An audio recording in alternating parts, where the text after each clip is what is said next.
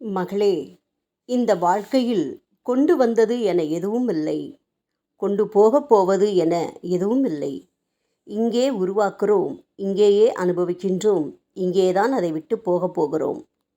நாம் நமது என்றும் நமக்கு நிரந்தரமானது என்றும் நினைக்கின்ற எதுவும் நமக்கானதல்ல, நமதும் அல்ல.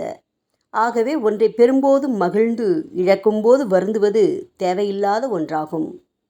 வந்தாலும் போனாலும் மனம் தளராமலும் அதில் லயிக்காமலும் நான் என் கடமையை செய்கிறேன். காலம் தன் கடமையை செய்து கொண்டிருக்கிறது. ஆகவே தருவதும் அதை தட்டி பறிப்பதும் காலத்தில் கையில் உள்ளது என நினைத்து கொள்ளுங்கள்.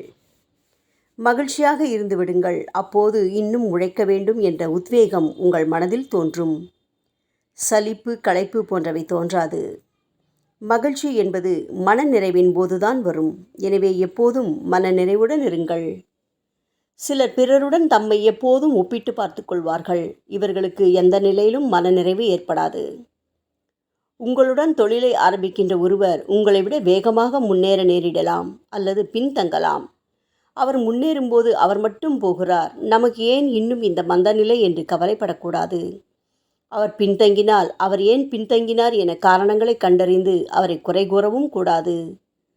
ஒவ்வொருவருக்கும் ஒரு காலம் உண்டு. இன்றைக்கு ஒரு பூ பூக்கிறது, இன்னொன்று மொட்டாக இருக்கிறது என்றால் மொட்டாக இருந்தது நாளை பூக்கும் அல்லவா? நிச்சயமாக நமக்கு காலம் வந்தே ஆகும். அதுவரை மனம் தளராமல் மகிழ்ச்சியுடன் நடக்க வேண்டும்.